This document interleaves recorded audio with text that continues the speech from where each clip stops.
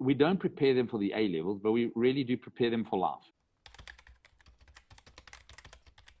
Well, I'm glad that we were able to meet up today. Now, I did reach out to a bunch of parents. I actually had them compile a list of questions for you. So all these questions will be based upon potential parents or prospective students for you.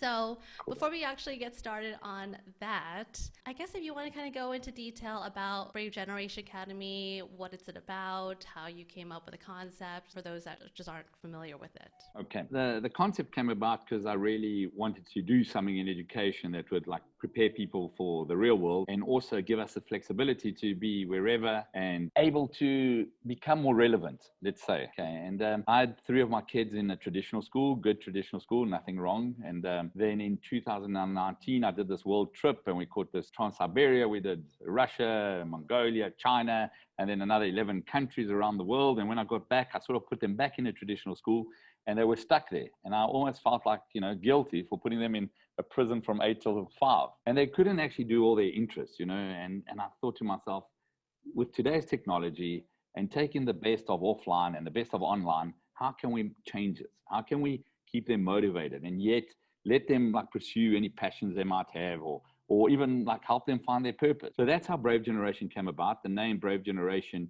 is really not for the kids because they're super brave. It's more for the parents because the parents, we've been given this traditional education. We expect schools to be like that for the last 200 years. That's how we do it. That's how we've done it. And kids have been put through that as well. So, we've all just been going through that. And it's very difficult to come and make some changes like we've done at Brave Generation.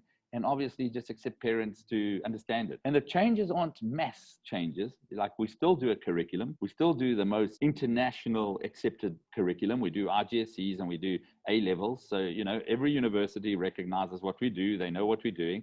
We just do it in a different way. We do it in what we call BGA hubs. And these hubs are hubs that have about 25 kids with 2 learning coaches, so not teachers. Our kids have this age group of 12 to 18. So they're not all together at the same age. So there's this whole mix. And we find this mix to work. This mix brings in this peer-to-peer learning. There's more empathy between the older and younger kids. And our learning coaches, as I said, aren't teachers, but they're there to inspire and to help these kids find new experiences within their community or what do they want to do and really help them and feed that purpose of theirs. And, our curriculum, it's 25-minute lessons. It's all prepared by teachers, qualified teachers. So the curriculum is all there. We've had over 8,000 kids doing RGCSEs and A levels on our platform. But the big difference now is instead of just doing it at home, no, you come to the hub, you're part of this hub, you do your 25-minute lesson, which you might listen to a teacher, record it, you might read, and then you watch some YouTube videos, some Cognito videos. And then you've got this quiz that you've got to get 85% on the quiz to go to your next lesson. And that's how you control your timeline. So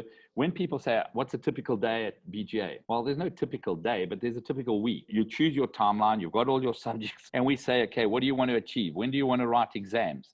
I want to write in May. Okay, well, this is your timeline to be ready for May. Then we fill in, what do you do? Oh, I surf, I play golf, I play music. All right, let's fit that into your timeline and then you'll study around that. Okay, so all of a sudden, if there are waves, you can go surf, but then you know where you are on your timeline. And we sort of give that responsibility to the student. And he knows that on a Monday, we're going to sit down with him, the learning coach, and he's going to look at the timeline. He's going to say, wow, what happened? Yeah, you're so far behind on business. Oh, no, but look, I've done a lot of travel and tourism. And this week, I'm not going to do so much travel and tourism. I'm going to do more business. Okay, great. No problem. Okay, so it works. We start to empower the child. And we see a big difference in that. Also, by having these online curriculum, we're able to have a lot more subjects. Okay, so, if a kid doesn't like biology, but, he wants to do sociology or psychology, it's possible. And there we start to already change the way we do things. Okay, we're not totally bespoke, but we are starting to get the kid doing more what interests him and at its own pace. We might have a kid that does his RGCs in 2 years. We might have one that does it in 18 months, and we might have one that does it in 32 months. It's not the end of the world. Okay, the other thing that we've changed is that you don't have to write exams once a year. You can actually write it twice a year. If you don't do well in May, you rewrite it in November. You can even sometimes rewrite it in January. So all of a sudden, you take away that anxiety and depression of exams, and if I don't do well, I'm finished. We truly believe that this age group 12 to 18 or 19 shouldn't be the worst years of your life. They're just part of your life, and you'll get over it, and you'll overcome, and you'll learn from it, and you'll be okay. So that's, some of the stuff we do. So I guess if you want to kind of go back, break down the grades levels that you guys have. So we only start from 12-year-olds. So really at 12, it's when we believe we can make an impact, we can make a change. They're starting to, they've had this grounding, which I still think is very important in traditional schools. Whatever they go to, traditional, Montessori, Waldorf, no stress. They've had these years that has given them this grounding. By the time they get to us, we able at 12 to start giving them this new skills about critical thinking, about being responsible, about teamwork, about not fearing older kids, but actually asking them for information, for assistance. So we take this 12, 13, and 14, it's sort of like our lower secondary. From 14, 15, it's our GCSEs. And then 16 and 17, 18, it's like A level. But although we break it up into 2-year sections, you can do it quicker, you can do it slower. You can even be doing some RGSEs and already doing some A-level subjects. So it really changes the way we do things, okay, and the way kids can thrive, because if they're really good at a subject, why hold them back? Why stop them from getting that knowledge and just continuing? If they struggle at a subject, but we know that by going a little slower, they're going to do a little better, well, let them go a little bit slower. It really doesn't affect anything. So that's how we do it. And I think just by being able to do that, it really changes the way the psychology of a kid even works at school. They start to feel like, okay, I'm in control, and now I know what I'm doing. And I know that if I don't, we don't give homework, but we know that there are kids on the weekend that go onto our platform because we can see it, and they do work, because on Monday, they don't want to be in the red. They want to be in the green timeline. So it's responsibility, and it's just like in real life. You start to have responsibility. Our one main thing is we don't want them to get to 18 and then now you're responsible for your own life. We don't have a teacher. Good luck. You're in university, or you go to work and nothing for yourself, fend for yourself. No, we started from 12, and by the time you're 18, it's just natural. It's not an issue. That's awesome. So I know you guys follow the British curriculum. So as an American, I'm not familiar with the British curriculum. Can you kind of briefly go over how that works? Okay.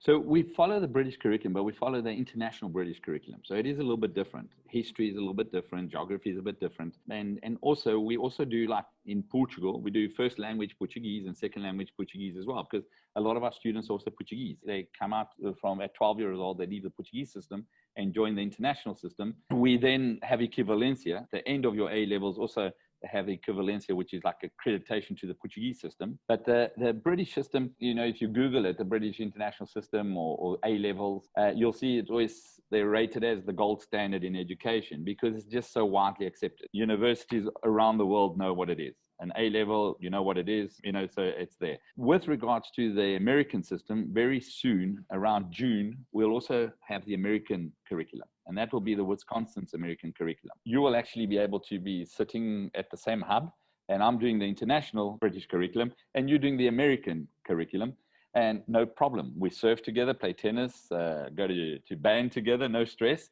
but we're doing different curriculums.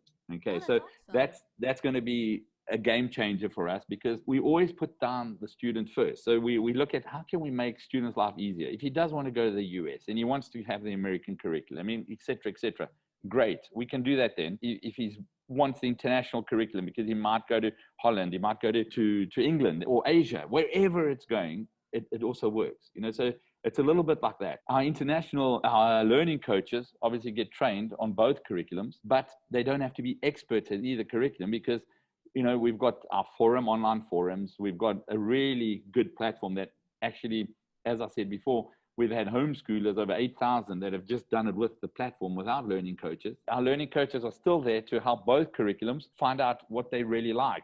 Is it sports? Is it, we also incorporate into our curriculums BIDs, which are our big interest degrees, which are really just massive online open courses that we bring on, and kids can do those. So, those Coursera and edXcels and all these that, 2 weeks to 6 weeks. So if a kid's really into crypto, we'll incorporate that. And that will also go into your transcript through BGA. BGA at the moment, we're the first online accredited Cambridge online hybrid school. The first one in the world, won't be the first and only. There's going to be, I'm sure, many more coming through. But that's what's so exciting about this, is that even if you have BGA and then go to another one that will come up similar to BGA, you're connected. You'll be able to simply just open your laptop and get going through again. So it's really interesting times on that. If you had asked me, is this the best curriculum in the world? It's not. We would maybe like to make our own curriculum, and instead of history, maybe we would teach future and decide on what we do today, how it will change the future, et cetera, and think more about it. But at the moment, we've managed to take a curriculum that's very widely accepted as one of the best, but we've managed to do it that you do it at your own pace and you select different subjects, et cetera, et cetera. So that's already a big game changer. I'm not going to tell you we'll never change curriculums, because our aim really is that as new things come about, we're an ecosystem for them. And who knows, maybe one of these days we'll convince universities that we'll take a hybrid of the international and the American. So you might do American computer science, but then you're doing British maths, international grade maths, so that will come about, I'm sure. So I know you had mentioned briefly about these students coming to your courses and everything. Now, let's say a family is interested in enrolling their child in Brave Generation Academy, but they're not strong in the English language. Do you offer English support to help get them to that level, or is that something that you would recommend outsourcing? Yeah, so we don't have tutors on anything, okay? But we have access to tutors on everything, all right? So let me explain that. So we get a lot of kids, like I said, from 12 years old, 13, 14, 15, that leave the Portuguese system and come join us, or come from Brazil and come and join us. So yes, it takes them about 3 months to get into the language. And yes, we are able to get an English tutor that can come through even to the hub and assist them. But we do outsource that, because, our learning coaches are never, we can never say that they are experts at something, okay? They're there really to help the kid get through the study, to listen to the tutor and then tell the kid, okay, your tutor said we're going to have to do this, let's do it. You understand? So that kind of thing. And then obviously always to keep giving them experiences and really look for opportunities that will find, because we got kids that know what they want and we got kids who don't know what they want.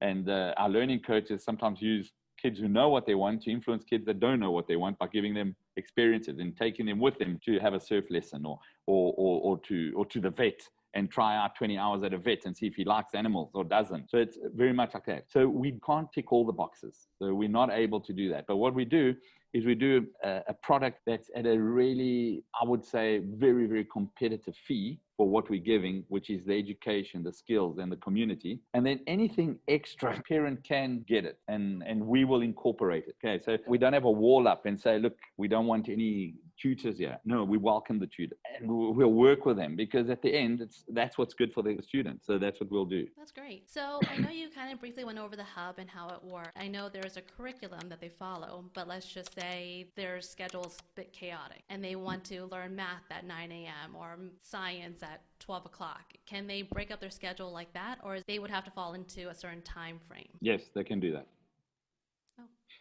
Oh, that's awesome. Josie, they can really do that. Okay, so that's why it's so much easier for me to explain to you a week. So let's say they're doing 9 subjects and they've decided that they're going to do one day fully. They just want to work on maths. That's fine. We will give you the timeline for those 9 subjects. For, let's say you want to write 4 of them in May and the other 5 in November. So your timeline will be adjusted accordingly. Also, if you miss a week, it will adjust accordingly again. So we definitely want kids that, if parents are going to travel, take them with, and they can still catch up and do some work, but let them enjoy the experience as well. We really are for that, about experiences, and because that's how you find yourself. That's how you get better at stuff. You become more interesting. Your transcript one day is no longer going to be about an SAT. It's going to be about, who are you? What have you done? What passions do you have? This education is really about parents and us together. And if you do go down to the Argov or soon, if you go to Fort Lauderdale, you'll be able to take your kid and drop him off at a BGA and he'll carry on doing his work there. The week is really open. Right? The kid knows what he has to achieve. Some kids like to do 3-4 subjects during the day, an hour each or half an hour each. Others don't. They like to really get into a subject and do a lot of it. That's also fine. The little quiz shows you where you're going, what you're doing, and you get there. But it really is that flexible. That's why we don't have live lessons. When we get to A levels, we have about 3 hours a week of live lessons where kids actually do speak to our curriculum coordinator. But it's booked according to the kid's schedule as well. Okay, because that's a one-on-one kind of event, or 1 and 3. and it's really just going over something and any question they might have. It's super, super flexible on that. We also work, I don't know, I didn't mention this, but we don't have holidays, okay? So our holidays are 2 weeks at, say, Christmas time and a week at Easter time, and then we don't close. We don't close for bridge holidays. We don't close for any other, only public holidays. We don't have holidays. So you can actually decide when you want to go on holiday. Do you want to take a month in July but not August? Or do you want to take a week here and a week then and a week after that? And it all just adjusts, okay? So we don't force you to go away in July and August. You can actually be at the hub, work at the hub, take maybe Fridays off. You can work that I'm going to have less holidays, but I don't come to BGA on Fridays. That's fine. We got a kid that his dad takes him to golf on a Friday and they have lunch together and he only does 2 hours a day on a Friday. So all that work, and that's the difference, and that's the flexibility, and that's how we're able that our kids can travel with their parent and don't feel guilty, and they can still do some work, but they don't have to be at school and link up and be on a live lesson, struggling and listening and losing it, So it really is all about going at their own pace. And the last thing there, it's, we split it into 4 quarters, and every last week of every quarter, it's called a build week. So they actually do no curriculum on that. So that goes into their timeline. And over there, they actually just work on community projects and teamwork and doing something together. Many times hubs get together. There's a lot of talk between the hubs, and that week there is no curriculum. So it is a little bit different to a traditional system where you think about holidays and you think about this and that. No, this is really you empowered to work at your own pace. So with all this newfound freedom for as young as 12 years old upwards, how do you keep them motivated to learn? Because coming from a traditional system where things are a little bit more structured, let's say, now going into a section where if you want to learn one day you can, or the next day you have more flexibility, how do you keep someone motivated to keep on their target timeline? Yeah. So learners are a lot more dynamic than we believe, and they're a lot more mature than we actually believe. And once they know why they're doing something, they sort of like take it on. It does take them 2 weeks, sometimes a month, to get into this new system, all right? And obviously we really do let them loose for the first 2 weeks. But normally after like 3-4 days, they're actually starting to look at what work can I start doing? Let me start my curriculum, because we first open the platform for them to look at all the subjects and try all the subjects and look at it and see what they think they like. But once they get into the now I'm going to start doing some work, they actually get in, because they arrive at the hub and they get there maybe 9 o'clock, 10 o'clock, and they see all the other kids doing work. Almost like by peer pressure, they start doing work. It just starts to happen without us having to push them or actually do too much. We then do need to just coordinate it and be there for them and obviously, listen to them when they do need help and join them with those kids that can help them as well, because this peer-to-peer really is powerful. But it changes from becoming a competition between kids to becoming more cooperation between kids. Right. All right. And that's when they really start doing super well. We probably only notice that 10% of kids struggle by not having structure. And if that's what they need, we can give the structure, because we can have the learning coach becoming a little bit more structured with them. But slowly they let it go. We get kids that say, no, I want a timetable. I need a timetable. I'm sorry, I need a timetable. And by the 3rd month, there is no more timetable. They're doing it themselves. They haven't even noticed, right. But they start doing it themselves. And I think, that's what we want for them in the future. That's how they're going to have to be as grown-ups. We don't need to be told what to do, but we know what we have to do. So that's how we started. Oh, that's great. Now, as far as the learning coaches, so let's say someone's working on a project or whatnot, they do have questions. How hands-on are the learning coaches, and then how can the student find answers to problems that they have? So the platform is very self-explanatory, but let's say a kid needs help. The learning coach doesn't immediately come through and help. Learning coach will come through and will tell him, okay, well, try to find out the solution. We call it the struggle. Struggle with it a little, try and find out the solution. Go use your computer, Google it, have a look, find a new video that explains how do you do fractions. And there's hundreds of videos that will pop up. Once he sees, okay, he's not getting there, he will actually try and find one of the other students that's really good at the fraction and have him explain. And obviously the learning coach is there and can step in at any time. But then we actually tell him, put it onto a forum. So we've got a forum. And on the forum, we have a specialized teacher that actually explains it, okay, that comes back, either by video, either by writing, either by an example, or either by putting on another video that explains it as well. And it stays on the forum. So next time that question is asked, that will pop up and a kid will actually get it. And then, you know, if it's really not working, we'll do a one-on-one with the teacher. So we are able to do that. It just rarely happens, okay? Because by struggling and asking, you normally get the answer and you move on. And remember that you are going at your own pace. So even when you're writing your quiz and you get it wrong, you got 3 attempts to get the 85%, you can go back and re-look at it and think, okay, yeah, this is what I was doing wrong. And, you know, it reinforces the learning process. Secondly, when you ask another student, it helps his reinforcement as well. So it's all about learning while doing. But the learning coach is always there. You look at it, we have a ratio of 2 learning coaches for a max of 30 students. So it's really a hands-on. And initially, we thought, oh, we're going to need to have these learning coaches teaching the platform, and then we're going to have them answering questions. And the truth is that the kids, like the students, learn the platform from another kid within an hour and a half. They're super fluent. They know everything. It's going, you know, sometimes 10 minutes. And then also, they don't get asked as many questions as we always thought. So it actually gives the learning coaches a lot more time to get to know the kids. Most of our learning coaches know some of the kids better than the parents do, and actually like scratch on them and see, what is your real interest? Oh, you know, that kid really likes crypto. So let's get him onto a MOOC of crypto. Let's invite someone to come talk to him about crypto, or let's get him to prepare a presentation on crypto. And all of a sudden, the kid is engaged. He knows what he has to do, but then he knows what he can also do extra, you know, so it just starts to work. When we look at it, we always say that in knowledge, so we work on 3 pillars.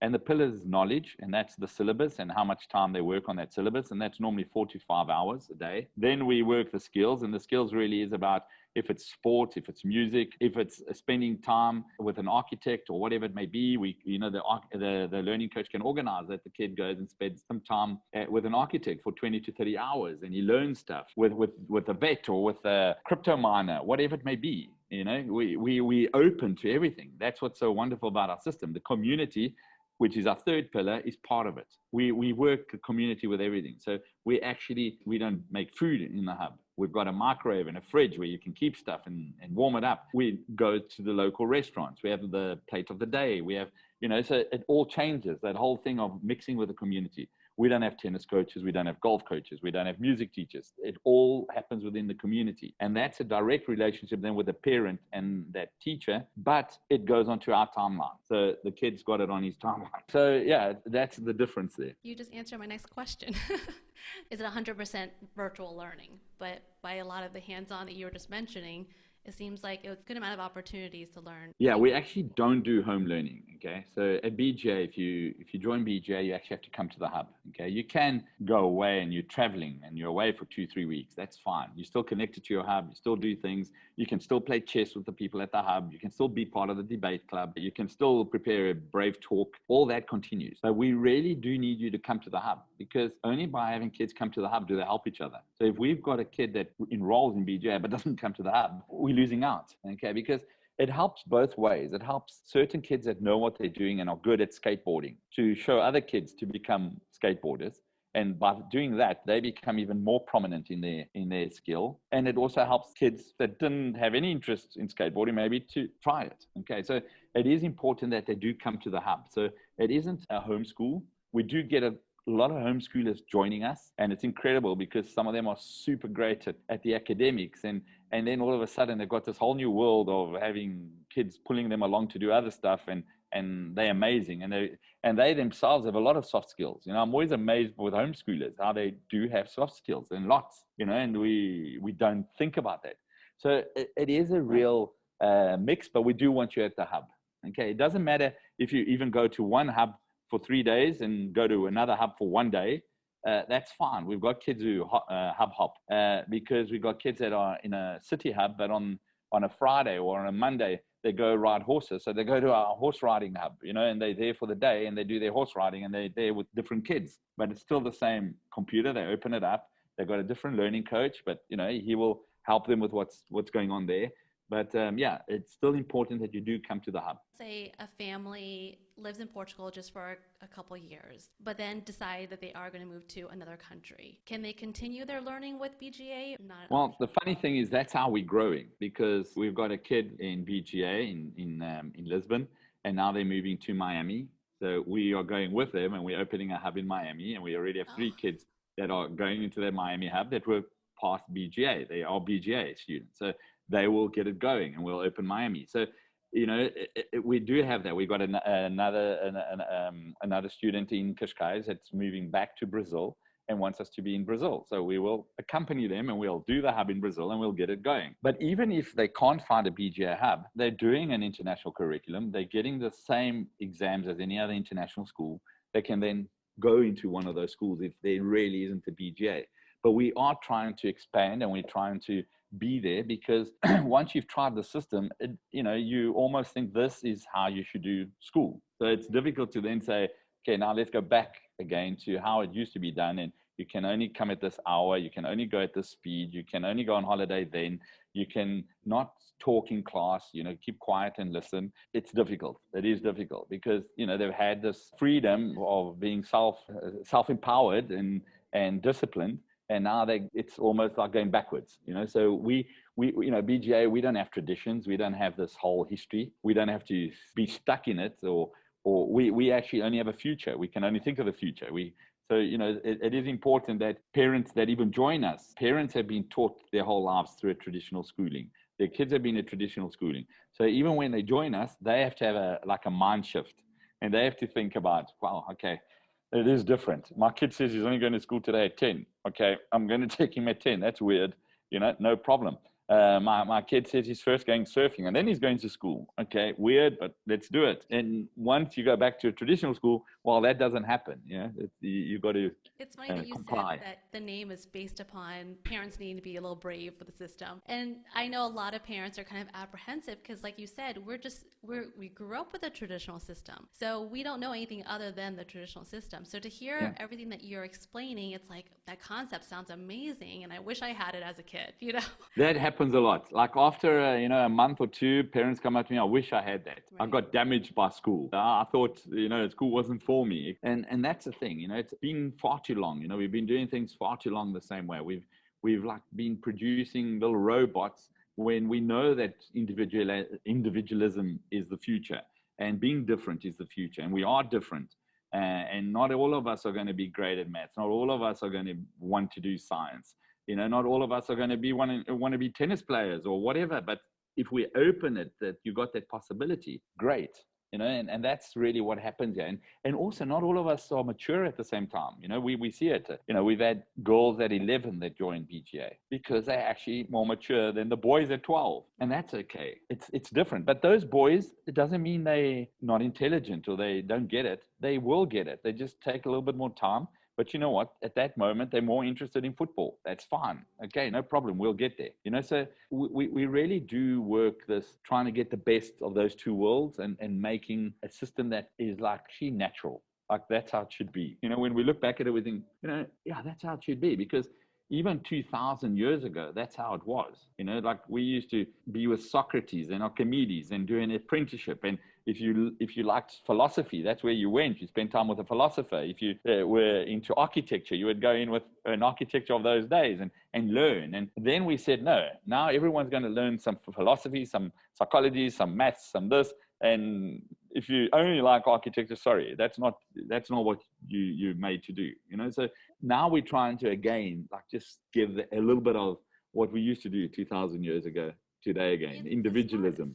Is the smartest route. If you are interested in a particular subject, you are going to learn 1,000 times more than something that's being forced upon you. You can see it every weekend when your kids are interested in something and they get onto YouTube. They'll see a few YouTube videos and a few more and then do some research and then come back to you and it's an expert. This guy's an expert. And you just keep quiet and listen and say, okay, very good. Yes, excellent. NFTs. They can talk about NFTs and we don't even understand what they're saying, but you act intelligent and you say something, tokens, and you hope that's enough. So it's really incredible. Most of the time for us, for kids to get educated, we just need to step out the way and they will do it. And then, yes, us as parents, we do have a special relationship. We've got to be able to give them those values and those ethics and a lot of the core work. We've got to give them time. We've got to give them love. You know what I'm saying? And that's education from our side. And the learning coaches can do their bit, but it is a hand-in-hand process, so it's not ever them or us. It really is together, and doing it together. So yeah, and I think even parents, after kids are at BGA, they normally come and say, I'm a much better parent now. My kid's much happier. And we're like, yeah, very good. That's excellent. That's what we want. So, do parents have access to their children's weekly schedule and grades as well? Yeah, so they do, and parents can actually go onto the platform and see how they're doing on the platform. Parents can actually even go on the platform and try some subjects themselves. So it's really very, very transparent. Okay. Parents can also, we normally tell them not to actually go to the learning coaches for the first month or two, because the learning coaches are getting to know their kids. So they don't need to get to know the parents. They need to know the kids. And then after that, they can come through and get every quarter, there's a report card that goes out, an assessment. You get to know what's going on there. You are invited to come and be with the learning coach, and he'll go through and tell you how your child's doing and what interests he's getting in, or what they're thinking that he might get interested in. There is communication between the two, but none of it is done for the parents. It's actually, we first do it for the learner. And then, yes, like we've got examples like I can give you is sometimes we've got a younger kid, 13-year-old, that could actually maybe start doing RGCEs because they're actually, mature enough. They get it. They're super good at something. But we actually ask the child first, listen, do you want to start doing RGCEs? And if he says, no, I want to carry on doing, lower secondary for another 3 months, and then we'll see. Great, that's what we do. Then we don't go ask the parent, oh, your kid should be doing RGCEs. Do you want him to do it? No, it's the child's decision. And then if the child says yes, then we go to the parent and say, listen, your child's going to start doing some RGCE, because if we do it the other way around, the parent straight away thinks he's got a genius, and then it's pressure on the child. Now you do it. So it's little things that make big differences. That's pretty brilliant, actually, because yeah, I can only imagine if someone told that to my mom, she would be pressuring me hardcore, and that would be the last thing I'd want to do is being pressured by my mom about something. Yeah. So no, we do chat to you. Yeah. So if a child is excelling in their studies and they want to continue and go to next grade beforehand, can they actually graduate before their other peers? Yeah, they can. They can write the exams. So they'll be going ahead. In some countries, it does force you to do 6 years of let's say high school. If you're then not going to study in that country and you're going to go study somewhere else, there's no problem. You could virtually finish at 15 and have your A levels done at 15 if that's what you really were focused with.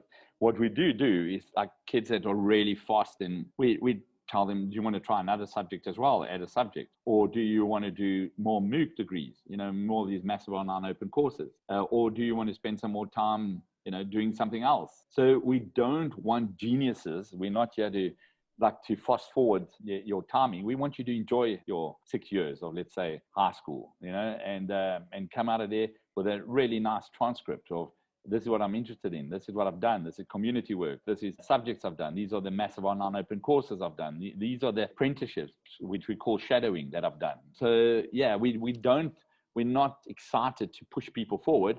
We just do it so that they stay engaged, because we normally think about kids that struggle, but there are kids that thrive, and they are also stuck in the same speed, when they're in traditional school, and it's not fair on them either. So, it's a balancing act. That's great. Does BGA currently have children that have maybe neurodivergence or behavioral disabilities? If not, do you think you're prepared for students with those? It's really it's an interesting question, because if you had asked me 6 months ago, I would have said, no, we're not prepared. It's not something we even have on our radar. And then, we tried to pilot. The first kid that had some special needs joined us, and we let the class know. Our learning coaches aren't experts at that, so we let the class know. The mom knew that we're not experts or anything like that.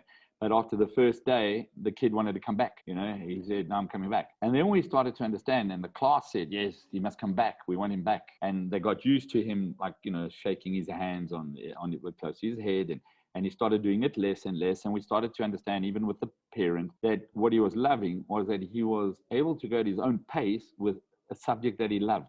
And he didn't have to do all the others that he had to do at the old school and go with everyone else. And he really thrived on 2 subjects, so we let him do that more, and he kept doing that. And all of a sudden, it took away a lot of pressure. Okay, and slowly, he sort of even started integrating with other kids, because he became good at those subjects, and he could almost even show that he's good at it, and other kids would go, oh no, help us out. You know what I'm saying? So it's amazing how just by taking away pressure, just by not having things standardized, not going at the same pace, and taking it easy, how it does help. Are we prepared to do, special needs that are really, more severe? I don't think we are there. But can we take, kids that have HDD and things that even like that, we can, because they start to have more focus because they're doing things they like, okay? Right. And kids that struggle, they're going at their own pace, and that's what they want. And they want to do things that really interest them. And sometimes their own pace is faster than, kids that don't have anything, okay? So that's what's really nice about it. It is something we are definitely looking at more and more, because we don't have psychologists at our school. We don't have any of that. What we do have is these learning coaches that keep them busy, okay, and let them do what they really like. And I think that's alone is therapy, just like us. If we're doing a job we love, if we feel like we're growing, we're happy. Mm-hmm. It's when we do a job that maybe pays us a lot of money, but we're not happy, we don't feel fulfilled, we actually struggle, and depression and whatever, anxiety, etc. So this is a little bit our concept here as well. We try to keep them busy, keep them focused on things they like, keep them influencing other children. It's great. They feel like, okay, I'm worth it. And there are no dumb ones or things, because there's no competition. No one's actually no one's working at the same pace. Everyone's doing different things. Obviously, kids, they're very intelligent. They start to know, that one's very good at math. That one's really good at biology. So, when they need help, it's like, turn the computer around and help me out here. So it's okay. And that's all right. But our special needs, I think, will really develop. I think we've got something there. We do need to go step by step. We can't say, let's take lots of special needs into a hub. And I think we will start having hubs that when we do get an interest for special needs in that hub, we might adapt and get a learning coach that is more focused on that, because at the same time, we don't do religion. We don't teach religion or push any religion, because our learning coaches don't do religion. They've never learned religion, so we're not going to do that. We also don't, focus on things like LGTB plus, because it's like we can't be doing that, because it's not what we know. So we stick to the knowledge, the community, the skills, etc. And we hope that the parents do those things, because that's our partnership. Is parents need to also take control and do some work. So it is a very basic system in the end. It's a very logical system at the end, but it's because maybe being so simple is actually our advantage, I think you're specializing in certain aspects and then open to broadening your specialism. So it makes sense to not say that you're the best at everything. Yeah, correct. So let's just kind of dive into your extracurricular activities. Like, what do you guys offer? I know you're kind of talking about any aspects or any interests that your child has, you guys can create. But is there anything specific currently that you have partnerships with or that you offer that's hasn't been requested yet? Yeah. So in our hub, we've got, the chess club, which is super popular. I didn't know kids actually were into chess as much as they are. And I didn't know that. So I was really blown away with that. And then we have the debate club, and, we have the Brave Talks coming on board, etc. It's really about different hubs, different strokes for different folks, really. It's a little bit like that. So when we in a hub and we find out, okay, a kid really wants to do golf, the learning coach starts to connect with who can teach golf. When can they teach golf? What's the easiest time? What's the best time at the best price? Okay, and that's how we bring it in and connect them to that. Music, the same thing. We might have a kid who says, yeah, I'd like to learn the guitar. And we've got a kid who's doing the guitar. We'll link them up together and they'll start going to the same guitar teacher. So this is how it works. So it's really bespoke on that, because no use us offering tennis if all kids aren't interested in tennis and they want to play paddle. Okay, well, then we'll find a paddle court and a paddle teacher, and it will go paddle. Okay. So, and in some labs, it is Seda, it's all surfing. It's all about surf. But obviously, Calderinga surfing is a little bit less because it's interior. Right. So there's always a mix. In Mozambique, we can't do things we can do in Cascais, but there are things that are different that they can do in Mozambique. I've just been off the phone with a mom. Her daughter is super interested in criminology, and the learning coach managed to get her onto a MOOC with criminology. She started learning that, and then they got her to go and spend time speaking to police about what crimes and how they happen, etc., etc. And the mom was blown away that this was happening. But that's bespoke. We maybe in no other hub have we got anyone interested in that. And that's what our learning coaches, our learning coaches, we didn't speak much about them, but they really are an integral part of what we have. So, they go through a training process, etc. But more than that, we try and find learning coaches that have got initiative, that have got this get up and go, and aren't there trying to just answer questions, but are there trying to promote interests and get kids onto things, inviting people to do talks at the hub. So all those kind of things are what we do. And in the beginning, we were very focused on what are the credentials in what kind of, let's say, degrees have our learning coaches got and so on. Now we're so much more involved in, okay, they've got tertiary degree, but more important than that is how inspiring are they? How motivated are they? So, I'd say the average age of our learning coaches is around 27. But if there's a 45-year-old that's amazing and incredible and inspired and wants to do it, well, they can be a learning coach. But we do try, normally we find this inspiration and people that are inspired and are actually connected to young people are normally quite young. So sometimes we've, learning coaches are 24 because all the kids know the same apps and they know the same apps. They know the same movies, same music. So it sort of straight away gets them connected, and that's very important. And we're also very tough on our learning coaches because we can be, if it's not working out, we can change them. And that's sometimes what a traditional school can't do. You're stuck with that teacher for the rest of the year and maybe another year and another year, who knows? We really are driven that first we've got to be good for the student. And if that means it's got to be a different learning coach, well, it's got to be a different learning coach. Okay. Wow. I always wondered, learning coaches kind of helped with assignments and then helped with tracking progress and everything. But it's nice to see that learning coaches are essentially everyone's little cheerleader, they're little motivational cheerleaders for everybody. So that's kind of nice. They fall in love with the kids. They really fall in love, and vice versa. They get a special connection. And it's tough because tell learning coaches, do it for a year and then go to a different hub and try a different place and redo something. But when I speak to learning coaches, they're in love with that kid. They like this kid, you must see what he did. And you know what I'm saying? I'm like, oh, this one's not going to go away. It's a tough one. That's great. So since you're in Portugal, how does BGA incorporate Portuguese culture, language, and so forth in the curriculum? So we do first language Portuguese. So for Portuguese kids that join BGA, they can carry on doing first language Portuguese. And then we've got second language Portuguese for foreign kids. We do want you to learn the language. So it's a great thing and it's a great language. And obviously you living here, so it's good to get into it. And then because everything we do is in the community, somehow you are going to be eating Portuguese food, or you're going to come across a Portuguese coach or something. And also we are much more accessible fee-wise, even on the fees, to Portuguese families. So we get more Portuguese, let's say, students than maybe an international school. Mm-hmm. So the culture, you've got it in the hub and then you've got it outside the hub. So definitely, you start wherever we open, you're going to get that culture there. Okay, because we're not an expat school, we really are mixed ages, mixed economic standards. We give probably about 30% of our kids do have scholarship. We don't have a kid who doesn't come to us because he can't afford it. We'll make a plan. Oh, that's good.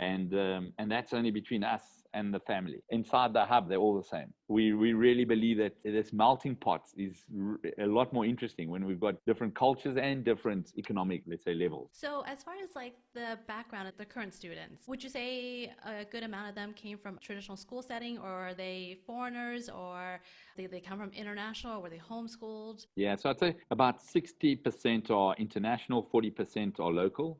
Okay, and then out of that, about 95% are from traditional schools and 5% from homeschooling. Okay, wow. So still a lot from traditional schools, but we are getting some homeschoolers that come in, and obviously also because a lot of homeschoolers are now traveling the world. Their parents are nomads or remote workers, or all of a sudden they got up and left and they want to try something new.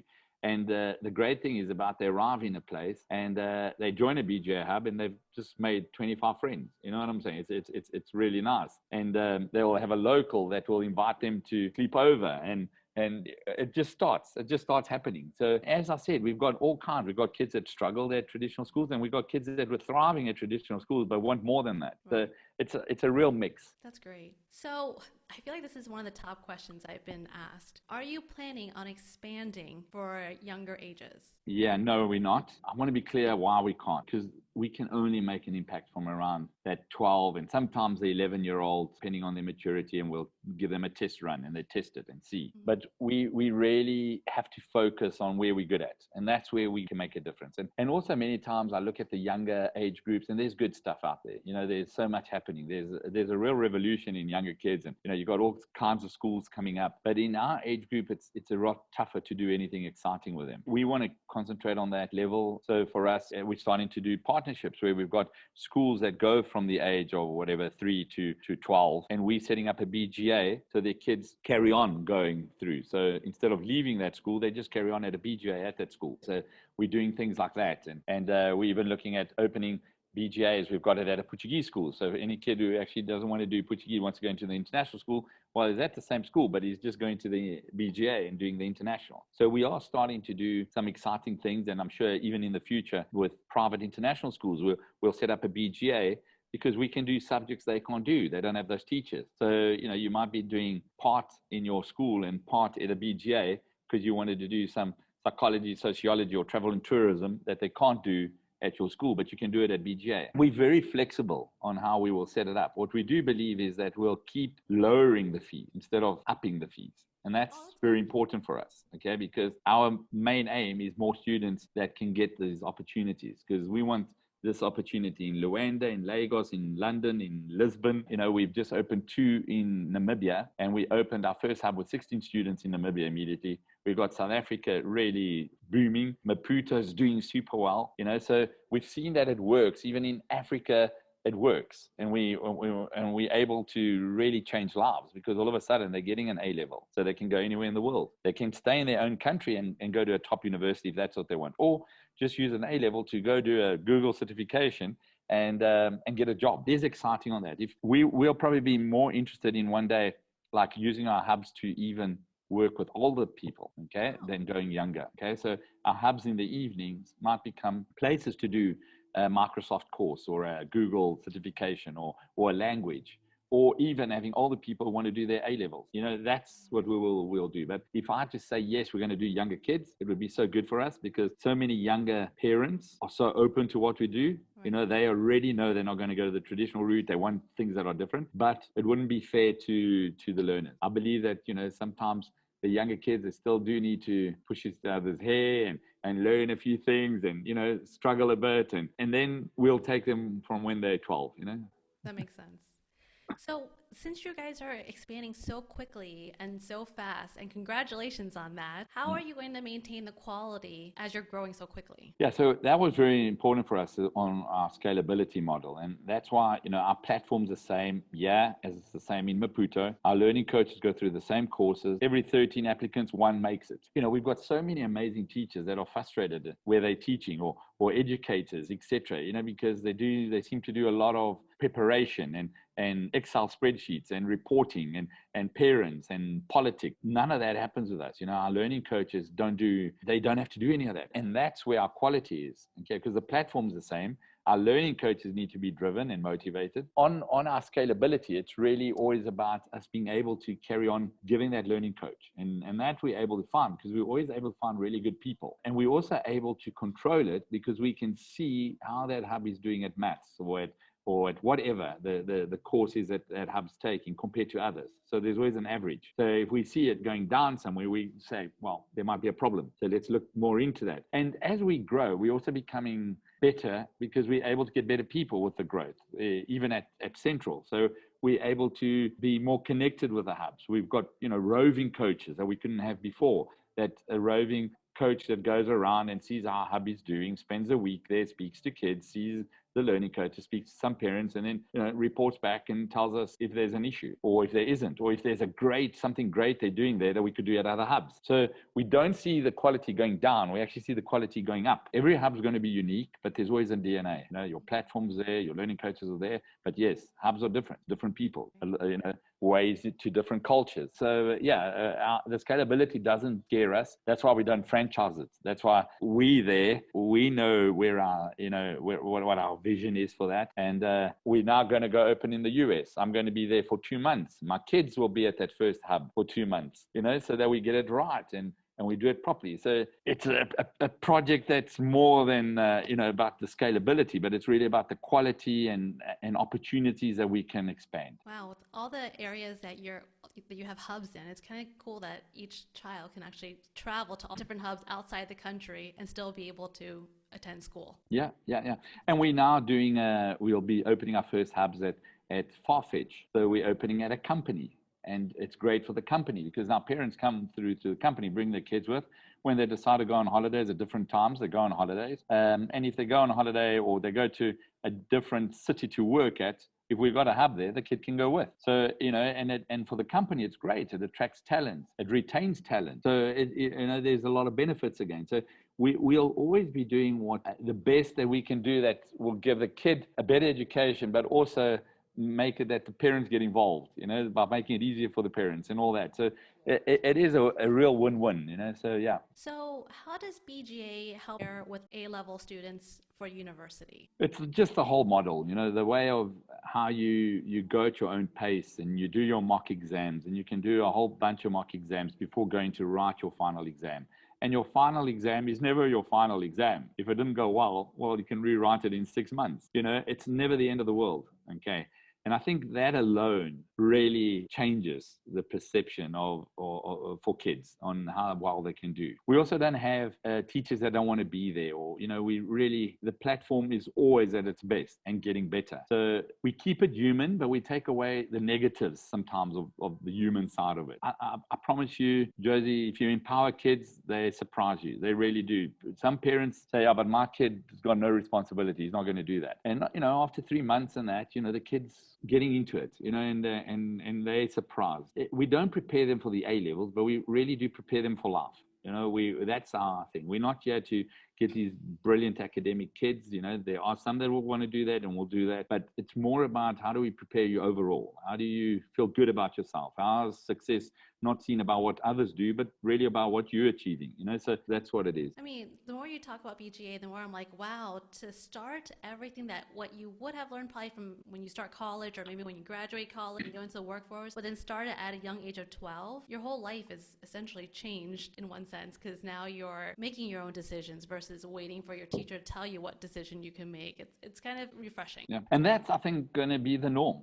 We've done it for 200 years where it wasn't the norm, and now the world has changed, and that will become the norm. And it won't just be BGA, it will be, I think, a lot of places will start to change, and it's exciting because it just opens that up to everyone. I'm definitely a positive person, and I think we're living the best times of our lives, but I do know that jobs are going to change. So many new jobs are coming, and it's not about what we're teaching, but it's how we're teaching that you can learn for the rest of your life. How about looking for answers, about how you do things with others, and et cetera, et cetera. So that's more BGA, and it really becomes this brave generation. Sometimes we do decisions and we take options that lots of educators even tell me, Tim, don't do that, it's going to complicate everything. And I always think, or we've even taken students that maybe people say, oh, you shouldn't take them, they're very difficult. But then, our name would have been Comfortable Generation Academy, and we know we're not. We're Brave Generation Academy. So we do push the envelope, and we will get it wrong. The good thing about it is that we will always make decisions and say sorry and change it,